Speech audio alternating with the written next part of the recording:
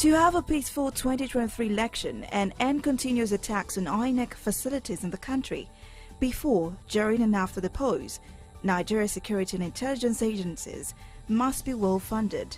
Chairman House Committee on Internal Security, Danjuma Shiji, who gave this opinion this morning, says the country's budget over time has been fair to the security system of the country and may have a ripple effect on the country. The intelligence agencies are working hard to curb this insecurity all over the places. But as you know, some of the security agencies are underfunded. If our intelligence agencies are not properly equipped with the technical equipment, they can't achieve much. So the fact still remains that the government should look at the direction of the intelligence community by providing them with enough funds to acquire sophisticated intelligence equipment so that they can cope with some of this crime. To the best of my knowledge, the allocations is very poor. I've seen it. The DSS allocation is very, very small. Even the NIA, probably the NDSA, but their funding is very poor. I've been seeing it in the budget. I used to cry out.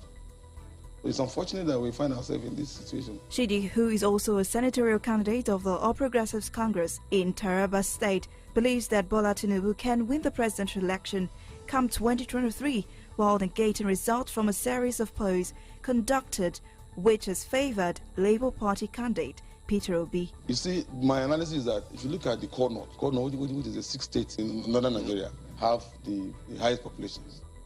And they believe in the arrangement of the APC. They believe in Tinubu. They believe in Shetima. Benue State Governor Samuel Ortom has urged Benue people to vote for individuals that can be trusted and not according to parties. Governor Ortom gave this advice today when he signed the 179.5 billion naira 2023 appropriation bill into law. Recall, Governor Ortom joined the G5 governors who have promised not to campaign for the presidential candidate of the party, Atiku Abubakar, also calling for the resignation of Chairman Iyorchia Ayu. And that's the roundup.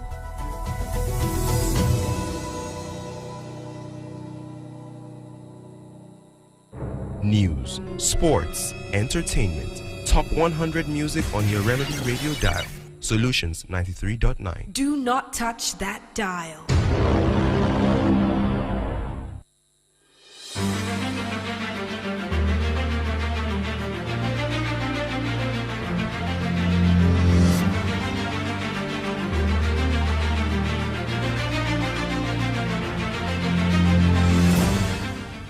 Yes, Solutions 93.9 FM is the station. That is the political roundup in Nigeria's landscape. Well, the President Commander-in-Chief said something about him joining the campaign sooner than later. There has been that allegation that the President Commander-in-Chief, Muhammadu Buhari, has not been attending Bola Ahmed Tinubu and Shetima's campaign. And that was that response from the presidency. Well, that's one of the things we're going to be talking about. Well, I have with me in the studio this afternoon, incidentally, a political stalwart from the APC camp. He is the Deputy Director, Directorate of Strategic Communications, APC Gubernatorial Campaign Council for Oyo State. He's also a member of the Shetima Tinubu Presidential Campaign Council Media Directorate for Oyo State. It's a pleasure to welcome you to our studio this afternoon, Mr. Olubunmi Shodipo. The pleasure is mine. Yeah, I remember we had a very, very short conversation on Sunday. Yeah, we had a short conversation on Sunday. Yes, this new committee, the Presidential Campaign Council, the Tinubu Shetima Campaign Council, what's the mandate of that committee? The mandate of the committee is to handle all media efforts for the Tinubu Shetima presidential ticket in Oyo State. In Oyo State. Yes. And your own directorate, this Directorate of Strategic Communications, that's the TKF Campaign Council. Yep. Well, what's the mandate? You call it Strategic Communication. What's that about? Yes. Directorate of Strategic Communications is about reaching the electorate for the Tinubu Okunola ticket, Tinubu Folani Okunola ticket, via electronic media, television, radio, essentially. Okay. That's a lot of work. The Presidential Campaign Council. We have not seen much of the Tinubu Shettima activity in APC in Oyo State. When are we expecting him to visit Oyo State, or when are we expecting that ticket to come here? Tinubu was in Oyo State like 2 weeks ago. Yeah. He was at Jogo. Yeah. To meet some people. Yeah. So you know that I'm sure what you have in mind is open rallies, street campaigns, and stuff like that. That was consultation. Yes. So no, work is going on. Do you know how many support groups registered for the work of Tinubu Shettima mandate in Oyo State? Yeah, let's have an idea. So many. Yeah, but I'm sorry, I may not be able to give you a figure because not necessarily the figure. Just give us an idea. This group, that group. Okay. You have a grassroots for good governance. You have BAT agenda. Swagger. You have Swagger. Yeah. You have TSO, Tinubu Support Organization. There are so many here in Oyo State. There was a meeting that I held at Liberty. It's getting to be a month now. That was organized by the Support Groups Directorate of the PCC. And it was spearheaded by Mrs. Titi Lokwe Gbadamosi. Okay. You understand? And you won't believe, she instructed those two to come, that they were just to come with 10 members. Just 10 members. And you still needed to see the crowd in that place. The tent she arranged was not enough to contain the people. The chairs rented were not enough to contain the people. So grassroots work is ongoing, you understand? And you know that the presidential candidate himself might not be in Oyo State maybe for more than twice or thrice. The bulk of the work will be done by those of us here in Oyo State who believe that Tinubu is the best candidate for Nigeria right now. His brand of innovative governance. What are you telling the people? What are you telling the people about Tinubu? These are his selling points. This is why we should vote him. Yes. Because all we have had from the beginning is, where he comes from, ethnicity, his faith, and, things that are not germane to governance. Mr. Ajisope. Yeah. Because there are so many candidates, and each candidate will want to, like if you are given a hoe, you want to do the hips in your direction. Oh, certainly. So a lot of things that doesn't matter were being brought to the fore by these other candidates to detract from. Let me tell you something. Nigeria right now, we are at a crossroads. The oil we believe in, that we have been resting on, that has been financing our economy for years, is going out of fashion. By the year 2024, a lot of European countries are phasing out fossil fuel powered automobiles. So Nigeria right now needs a leader who can think outside the box, you understand, and develop a new economy, a new economic ecosystem that Nigeria can thrive in. And in a small way, a big way actually, Tinubu had done that in Lagos State. I want to bring to your mind how this man, under a toxic Obasanjo presidency, denied the normal funding that should come to Lagos State, managed to survive, you understand, by looking inwards and generating funds. He raised the the IGR of Lagos State from 600 million to 2.3 billion, you understand, monthly. This is a man who can look away from oil and the challenges oil has been giving us in Nigeria and create wealth for Nigeria. You see, that's the kind of leader right now. Yeah. Not the leader that will be selling, all he's thinking is selling national assets. I will sell this, I will sell that, I will sell this, I will sell that. You see, when my own situation, location is this. When people say Tinubu did this in Lagos, he raised IGR from 600 to 30-something billion, I say to myself, and I've heard some people say it too, look, all these things were there. Yeah. It's not as if he created them. Beautiful. Now, in the same way, all the things Nigeria need to be a great country is already there. Do you think Tinubu will have to create them? No. All the other natural resources that we are neglecting, all the cobalt, all the uranium, you understand, that we are neglecting, is already there. You understand? All the iron ore that we need to make steel for a great industrial revolution is already here. But nobody is looking there. Now we need a Tinubu. We have a steel mill. We have all of these things. Yes, but we need a Tinubu who, even even though even though Lagos was a federal capital, you understand? Still, the IGR was 600 million, even as a federal capital, until he came and he harnessed those potentials. We also need him now to come and harness the potentials of Nigeria. The keyword, to harness. Yes, the potentials of Nigeria. Okay. Yeah. To harness those potentials. Now, I think about 24 hours ago, I saw the blue line of Lagos roll Oh out. yeah, beautiful. The first phase. Yeah, yeah. As someone that believes in this union and believes in Nigeria, I said, well, that is the way to go. It might be coming rather late. You know, we've been at it since the days of Fashola, and they're just doing the Marina to Mile 2 end. You still have the Kuku end and then the red line. But I mean, at least it is something to start off with. Yeah. Now, in terms of revenue, you know where we stand today. You see, the revenue that will be required to do these things.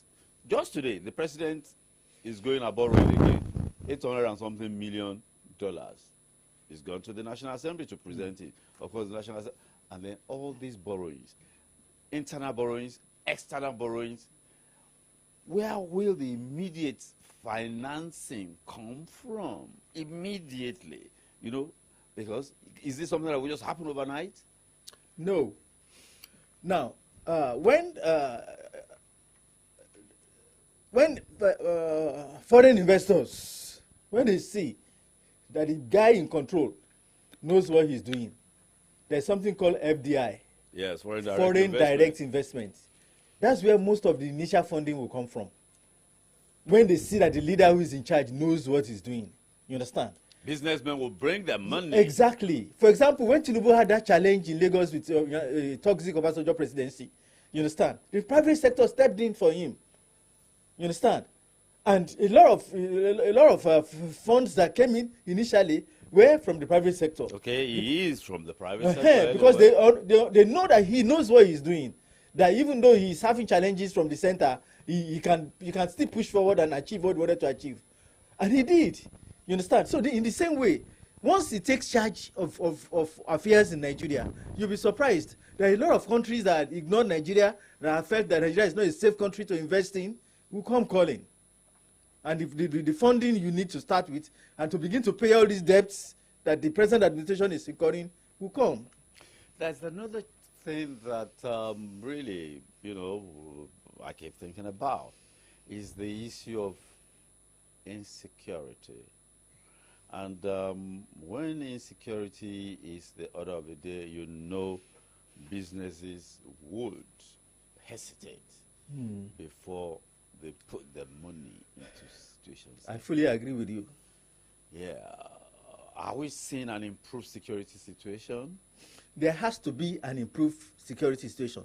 We definitely cannot continue things the way they are right now. As a matter of fact, one of the positive points of voting in a Tinubu presidency over an Atiku presidency, for example, is the fact that a lot of insecurity that we are experiencing are coming from, you know, Boko Haram insurgents and from terrorists, ISWAP or whatever name they call themselves. You understand? From headers. Banditry, the one called banditry. Yes, who think that because he's their kingsman who is in Aso Rock, they can do anything and get away with it. And indeed, my brother, they really do get away with a lot of things.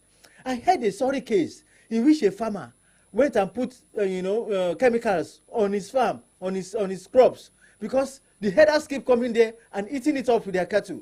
You understand? So he put chemical so that whatever animal eats that thing will die. Lo and behold, the headers came again, the cattle died. And the headers went and reported to the police. And do you know that the police arrested the farmer and he was telling him that what right does he has to put something that will kill animal on his crops? That night, the farmer slept in the cell. The header went home to his family. Why? Because all the security apparatus are in the hands of a single tribe. So a Tinubu presidency will correct that imbalance. And it will all the people running around and thinking we can do anything and get away with it will calm down, because they will now look into Aso Rock and see that it's not their kingsman that is there. But one thing I trust our people about, something that Obasanjo did, and I know that Tinubu also will do. Obasanjo did not lean too much on the side of the Yorubas when he was president. He got When Gani Adams arrested. wait a minute, exactly. When OPC started fumbling, he dealt with them. So if some Yoruba people think, okay, because about Tinubu is going there now, then you can begin to misbehave, they might find out differently. But then at least we won't have Fulanis and house, just on the matter of 50 naira, on an argument of 50 naira, they kill somebody at Mobile, stab somebody to death at Mobile. Just argument over 50 naira on Okada riding, because they know that when you get to the police station eventually, you understand, their man is the one in charge there. If their man can't handle it, a phone call will come from Abuja telling the DPO, if it's an Igbo man or a Yoruba man, that look, that case, bury it, and that will be the end of the case. That will stop when Tinubu becomes president. But you see, when you put all of this in a national perspective, how long are we? Is this sustainable? Let me tell you something. Because go on, my brother. Go on. Let me let you land. Because I have a man somewhere in power and office, I can get away with the one they call blue murder. I just told you now that Obasanjo as a Yoruba man did not condone it. It's only some people from a section of the country that condones it, because they are not as cosmopolitan. I'm not trying to be insultive, please. I'm not trying to denigrate anybody or any group. But truth be told, Yoruba, we are the most cosmopolitan of all tribes in this country. You understand? Most educated, you understand? Most accommodative, you understand? So a lot of things happen here that some other tribes cannot try elsewhere. And when you put a Yoruba man in office, you will see him, leaning on the side of his tribe. You understand? So we might say that, okay, all of that rubbish will stop when Tinubu becomes president, but it's not the main focus of why we want him to be president. The reason why we want him to be president is because he has demonstrated innovative governance. Let me tell you something. There was a time when he realized that the local governments in Lagos is not enough to take development to all the grassroots. He innovated local council development agencies. He's the first one that ever thought of it, out of the box. Today, that thing is in almost all southwest states. You have LCDAs in Oyo State. You have in Ogun State. They all came from Tinubu's blueprint in Lagos. That's innovative governance. Bringing up something that nobody has ever thought before, but that will solve a problem. That's what Nigeria needs right now. That's why we need Tinubu. You see, we can talk on and on and on and on and on, using Lagos, not even Tinubu now, using Lagos as an example. Yep. And of course, you cannot escape benchmarking the fact that I'm thinking in terms of development plans. All right. Well, for the Southwest, there's a Dawn Commission that integrates the entire geopolitical zone. But we don't seem to be getting. Oh yeah, Dawn Commission did the Amoteku thing.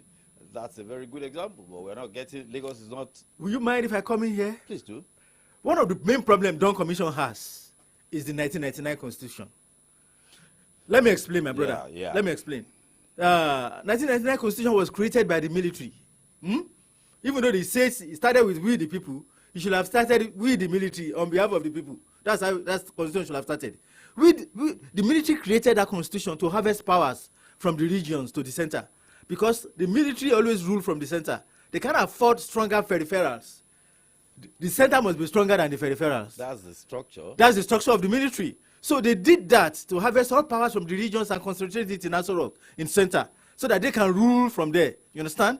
Now, with that, it removes all power from the region to do some things. Security is under exclusive list, or what do they call it? This thing? Share responsibility. So that's why when Dawn Commission created the idea of Amotekun, they wanted a southwest regional force, fully networked, so that Ogun can talk to Lagos, Lagos can talk to Ekiti on the same case, on the same criminal, on the same crime that everybody is tracking. The way California can talk to New Jersey, you understand, like that. But because of that Constitution, these people who are trying to keep us divided so that they can continue to rule us say no. We can't have a regional network. Each state should go and have their own. You understand? So that's one of the challenges Amotekun had. Another challenge Amotekun has is that the governors saw it as an opportunity to have a separate force of their own, apart from the one being controlled by the IGI. Because you see, all those police forces you see in those states take their orders from the Inspector General of Police. Yeah. It's only what the Inspector General of Police tells them that they do. It's only when he says yes to the governor's request that the governor can even have his request acceded to. You understand? So the governors, the Southwest governors see Amotekun as an alternative force that they can fund and give final instruction, and they will get responses. To the point where some of them are beginning to see those people as tools to be used in the coming election. And, how would they be used? And INEC had to come out and say Amotekun should not come out on election day. So when you see a lot of the governors buying cars, buying vehicles, buying into Amotekun, it's not basically it's not because of. Wait a minute. Let's go back. Let me not lose my point. Okay. Let me not lose my. I think we should interrogate that. We will. We'll come back to it. The point I'm trying to make is that when Dawn Commission set up the initiative of Amotekun, the template they gave the governors is not what the governors are practicing right now. They wanted more of those Amotekun in the forest, protecting our forest and making sure the Fulanis are not inhabiting there. The governors twisted the plan and kept most of everybody in the cities and in the towns. They are working. I am aware that they are in the forest. I can speak for your state. That they are working. You know, there are rangers now. They are working with the rangers. Oh, the police. Rangers are different from Amotekun. Oh, I know. So they are working together. You know, there are the various categories of Amotekun. I spoke with General Togun. Okay. You know, I spoke a couple of 2, 3, 4 times. I've spoken with General Togun, and I've spoken with Colonel Adeyanju, I think, who is the commander, like 3 or 4 times. And we reach out to these people. They work in the forest too. You don't see them around too much like in the beginning when they started. You don't see them on the streets so regularly anymore. And then what is their number? What is their number? The one, the Oyo State Amotekun, I doubt if they're up to 2,500. I think the governor just employed another 2,500. Okay, now. So they are more than 2,500. They lost quite a number. They started with 1,500.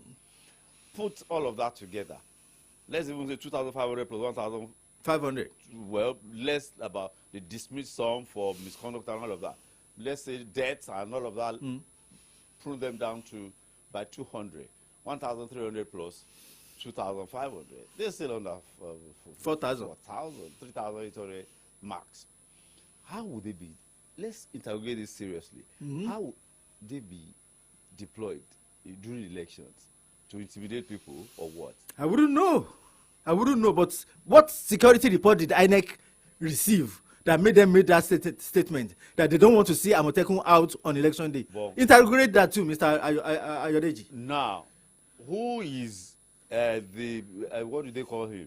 The Professor Mahmood, to be telling chief executives of their states that he does not want to see Amotekun out on election day. Who is Professor Mahmood to be saying because election, let me explain to you why. Election is a federal project. It's not a state project, my brother. People are going to be elected as governors and members of House. But it's INEC handling it. It's not OISEC. Yeah. So please. The governors are the chief security officers. Who is Professor Mahmoud? Because he's INEC chairman, he will be saying he doesn't want to see Amotekun. Is it the commander-in-chief? For him to be saying that? That's the whole point. I think that is reckless. No. But that's the whole point. Let me explain to you. That's the whole point of this thing that we are saying. You see how OISEC operates, don't you? That whenever there's an election, you have the party of the governor taking all the 33 governments, for example, local governments in your state. I think one party won. Is there? Oh no, I think so you can see why Mahmoud can be getting jittery about the governors also having a force by under any name out on that day, because he doesn't want a situation where the control of the elections will be taken from him. As the one heading the federal election, the electoral body. Let's leave that alone. I'll move on. Now, the governance is critical to Nigeria's location now. We are in a very, very bad location. Insecurity, I know it is getting a bit better now, at least in the northeast and northwest. And then the issue of the economy, inflation, is that I remember when Abiola got elected in 1993. Even immediately he got elected, Prices of stuff started dropping. I explained that because is there anything like body language to it? No. I think it has to do with hope. A sense of hope. You understand? Remember that Abiola's slogan was Hope 93. Yeah. You understand? And it's not a coincidence that Tinubu's slogan is renewed hope. Hope renewed. Yes, it's not a coincidence. So there is something when men have hope. You understand? Or just take away hope. Then there is despair. Now, when there is despair, men become desperate. You understand? Something they are supposed to sell for 10 naira, they want to sell for 20 naira because they don't know when the next one is coming in. You understand? But when there is hope, when you believe that this nation is on the path of prosperity, people will calm down. You understand? The guy who is hoarding fuel will calm down. We will not see so much big reason to hoard fuel. You understand? People who are, they are die-hard criminals that nothing can change. You understand? Even if Jesus Christ were to appear to them in person, some people won't change. But there are some people that is the situation of the country that is pushing them to do the things they are doing. All of those people will calm down. And you find out that people will trust the government more. There are so many policies of this present administration that has made people to begin to distrust them. I'm sure you remember Ruga. I'm sure you remember Fulani Radio. I'm sure you remember so many things. Right now, we are still fighting over the matter of waterways. I'm sure you know about that, Mr. Yodeji. I do. So with that, the citizens are apt to want to trust themselves and their families and what they can do for themselves. But once they find a leader out there at the helm of affairs that they can trust, there are some of those things they want to do for themselves, they will leave for the leader to sort out. Let me ask you what may turn out to be a major challenge. What is your perception of what a Tinubu-led administration will do about the pricing of PMS? Tinubu has been careful enough not to make any direct statement on it. Very careful. You know why the pricing is like that? PMS is being sold for lower in neighboring African countries. You understand? Yeah. It's For being sold higher. for higher. So it is bless you. Sorry. So it is attractive. Exactly. So our people pack it from here. What they're supposed to sell for us here, they pack it outside. So people are thinking that if they remove the subsidy and the price is the same, there will not be any motivation. It becomes unattractive. There will not be any motivation to go and carry our fuel and go and sell Republic of Benin or Ghana or Togo.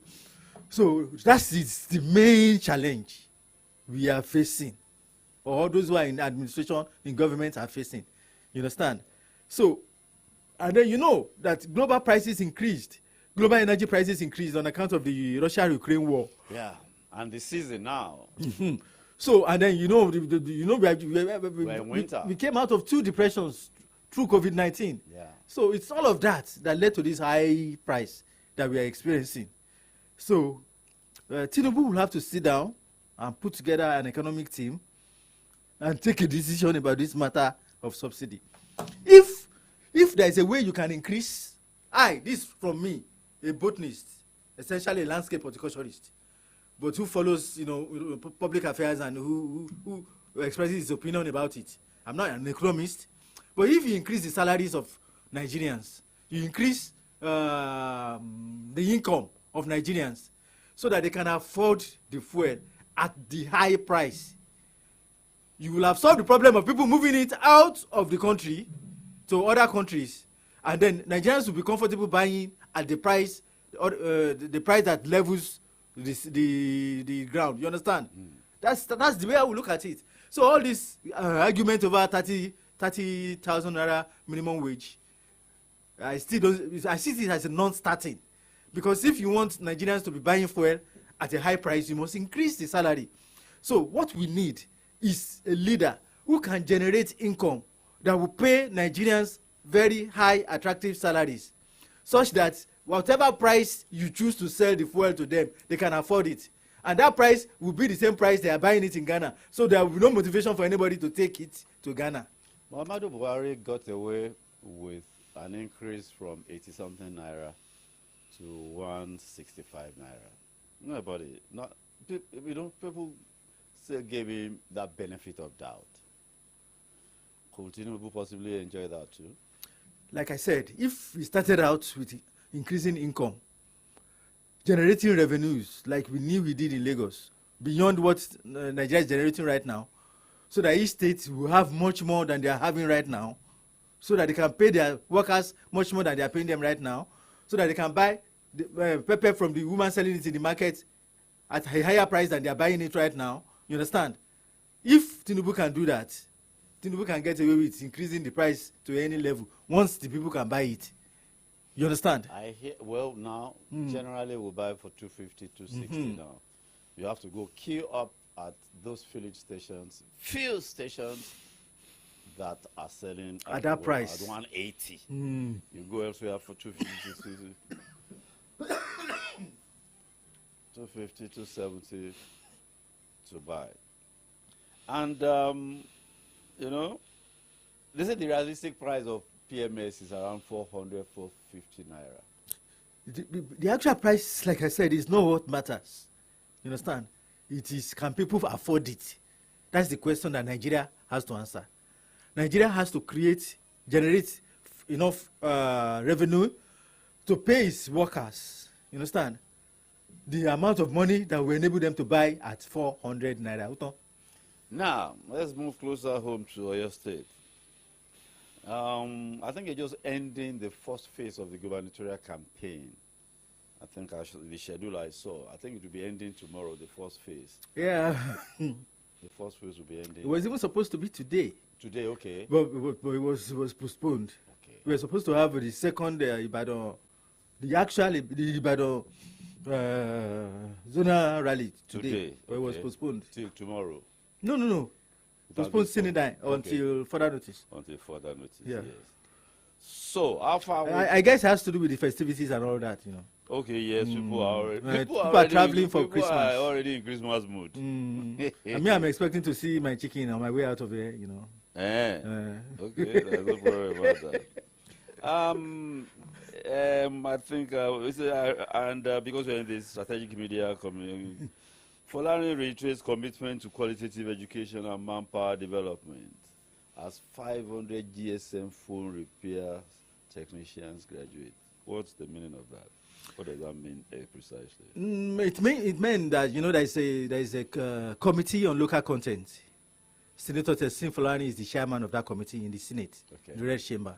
And there is a commission, there's a Nigerian content development commission, you understand? Yes. So they go about training Nigerians to participate in, for example, in the oil industry.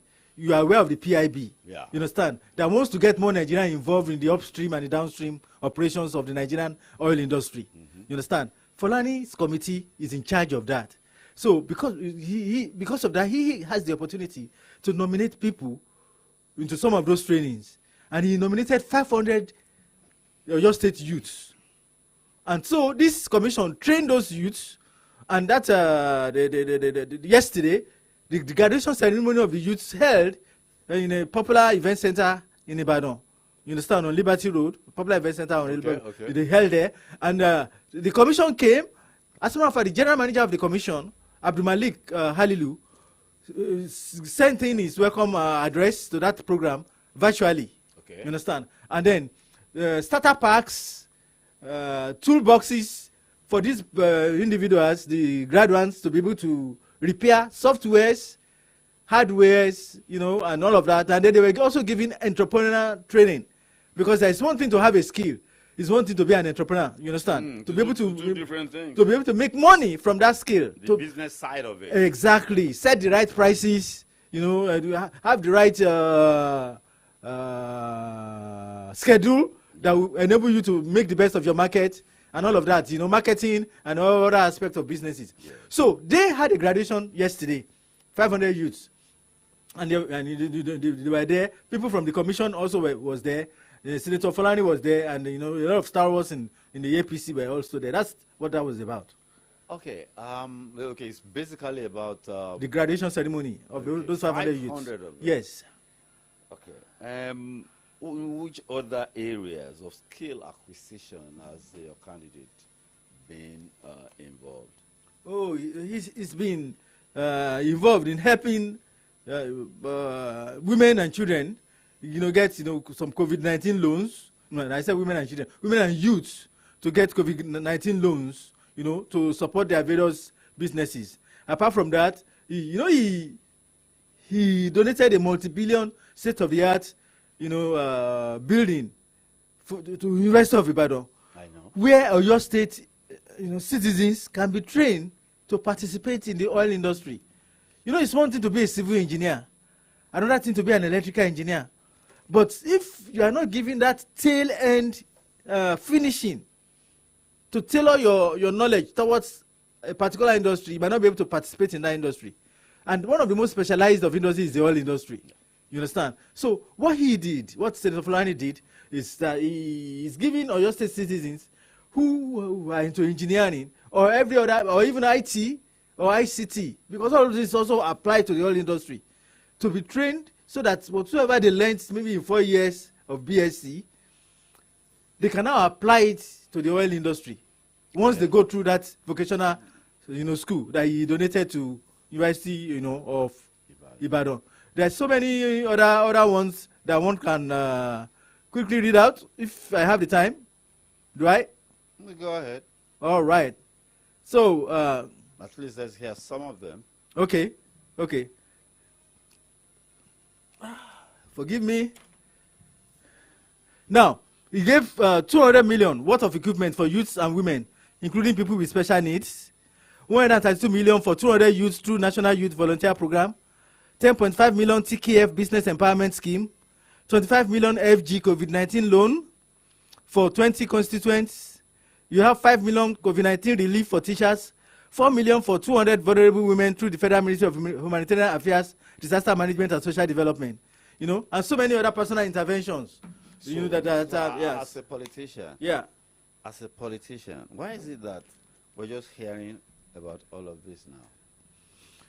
Oh, well, maybe you're just hearing about it because you just invited me for the first time to your studio. I have my ears to the ground. It's my duty to know what is happening. Why is it that you people are just putting all of this into the public space now? They are not new. Are they new? No, they are not. This has been going on for 3 years of his third term in the House, in the Senate. You understand? These things keep happening. So it depends on how close to the ground your ears are, Mr. Ayodeji. And you know the way things are. You understand how things run. Whenever a particular governor is of a different party from the senator, you understand, his news will not come out in the state. No, government news, does not have. My brother, let me explain to you. Monopoly. Let me explain to you how this works. I am SA Media. Some of the things, but I didn't introduce myself. I'm SA Media to third term House of Rep. Yeah. We were having an event in his zone, and I came to the state television house that we are having an event that we want them to come and cover it. We already reached an agreement, but once somebody close to the top, I already had an agreement with the cameraman, the technician, with the guy that will handle the mic and all of that. But when the guy heard that if you don't know party governor, he cancelled the deal, and he just told us that I want to buy. So you'll be surprised that a lot of times the news of senators and reps, especially if they are not in the same party with the governor, will not come out to the public space. But there are private stations. 35, no less than 35. There are private stations. So if your ears are as close to the ground, you understand. Now you invited me to Solution. Don't worry, you'll be getting news of all these things happening. Because I say this because when you now start pushing it a few months to the election, people are saying, why is it now that we're hearing a lot of that? They're just doing it. You just started doing now. No. He's been doing it for so long. You understand? But you know, you're a media practitioner. You Yes. know these are issues of perception. yeah, And you know, I remember one drink they used to advertise. Perception is everything. They would say, you know us. no, what in shit tipẹ́. Then that means seems to be a missing communication gap between, since this tenure started, even the two previous tenures he did, and this one. There seems to be that gap. No, I wouldn't say there's a missing. Let me explain to you. If you have like 5 clothes in your wardrobe, nobody will know you have them until the day of the party, and you choose a very good one and you wear it. You understand? So bó ṣe rí nìyẹn. Torí election bọ̀ nsìn, election is the day of the party. Senator Folani is putting on all the different garments he has in his wardrobe because the party is getting started. So imagine how funny. Well, maybe it will not be easy for him before the day of the party. Aṣọ òde wọn kọ́ máa wọ̀ wọlé. I don't know if my analogy is getting across any point. The amount of or maybe the amount of effort. Maybe that is not just his style. No. The amount of effort that will go into publicity, into media engagements, into advertisements, into jingles, into projecting all the things he has done. You expect it to be upped during an election period, rather than during the regular period. You might just choose 2 or 3 media houses and say, okay, let it found empowerment. Just give this to people. Come mention any news mention. You understand? So you might not hear it if you didn't tune in to those radio stations. But now we are not leaving any radio station out. We want to go and talk about what Fulani has done for the past 3 years as a third-time senator in all the radio stations in Oyo State, and I thank you for the opportunity you are giving me to be here this afternoon. Yes, I will narrow this thing down to. I think I told you on Sunday. Yep. I was coming to the station. I walked by some people, but I didn't have the time to engage them. Okay. They just said, "Ha!" I just heard them say, "Ha!" For I wanted to engage them, and I said to myself, "Where is this perception issue? I know him. I've met him. I've known him for quite a while in company of former Governor Alao Akala. Okay. I've known him in the days of Molete.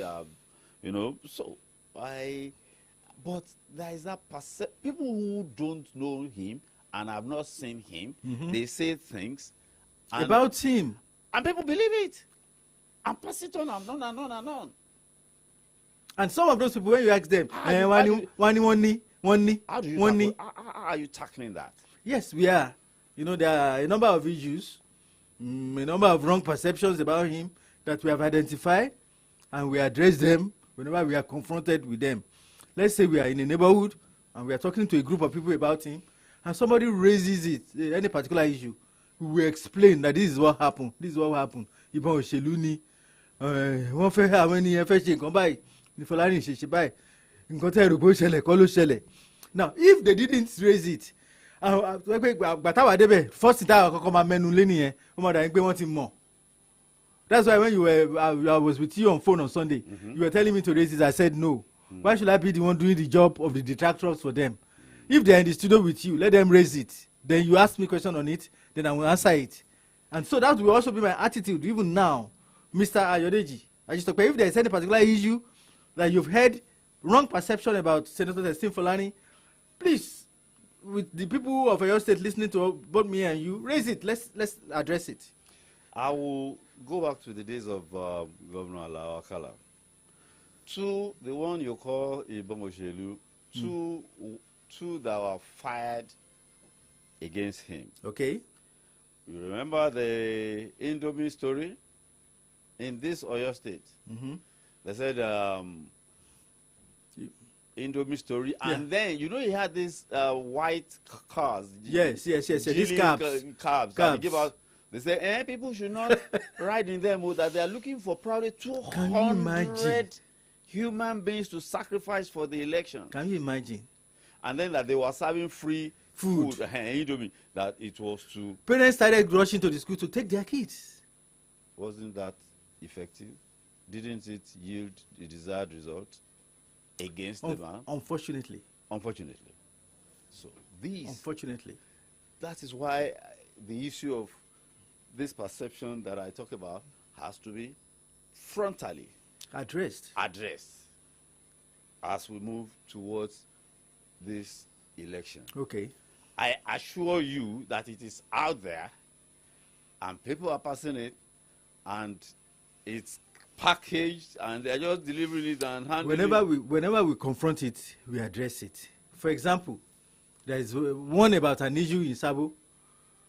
A community leader in Sabo made a video contradicting all of that lies about the transformer in Sabo. You understand? But it's not everybody that is on an Android phone, and it's not even What is the issue about transformers in Sabo? Like I said, I don't want to be the one telling the whole story. Let the distractors come and tell the You story. have an opportunity. Yeah. People are listening. People are watching. It is an opportunity For me to address it. Oh, certainly. All right, let me explain. It was election time. Every candidate wants, bulk votes from communities. Yeah. And so they look at what communities need and try to provide those needs to get the love and the appreciation of those communities. Yeah. So in Sabo, Mokola, Sabo, Oyo State, yeah. Ibadan, Alawakala took a transformer there. Ajimobi also had a transformer in mind. Tessie Folani already took his transformer there. 3 transformers on ground. You understand? So Ajimobi was one in government. So when he heard that Teslim has taken a transformer there, Akala has taken a transformer there, he told his boys that they should take his own transformer there and connect it to the national grid immediately. Immediately that transformer is getting there, they should connect it to the national grid. So once the light is on, everybody took their eyes off the remaining 2 transformer, and a community leader in Sabo quickly sold off Akala's transformer. You understand? And he's already started planning to sell off the one Tesli Folani brought. So Tesli Folani instructed his boys to relocate the transformer to somewhere in Sabo. Where it will be needed. Exactly. No, not to where it will be needed. To even somewhere in Sabo. Up to today, that transformer is still being used in Sabo, but another location in Sabo. Okay. So They started selling. So the tractors said, my transformer, the Folani mo, so that's how the story started. And the community leader, years after, made a video saying that transformer is still in Sabo, is still in use in Sabo. He never took that transformer away. That is why I said you should not leave. You should just not allow people to play the ball in your own half of the field. You should get the ball back to their own half of the field. Well. It's been a pleasure having you here. Thank you. This afternoon. I've been in conversation with Mr. Olubunmi Shodiko. He's the Deputy Director, the Directorate of Strategic Communications, APC Gubernatorial Campaign Council. And he's also a member of the Tinubu Shetima Presidential Campaign Council. That is the Media Directorate, specifically for Oyo State. I do hope we'll have a lot of messages out there, but time. Well, thank you for joining us this afternoon. It's been an insightful and thank you very much, Mr. And I do hope you have effectively communicated with the people listening and watching. Thank you, Mr. Olubunmi Shodiko. Thank you. Well, thank you, our listeners and viewers. It's a wrap on Solutions 93.9 FM this afternoon as I wrap up on Political Update. I remain Ayode Ajishokwe presenting with Favor Oloruntola producing me. God bless you all. God bless our union. Bye for now.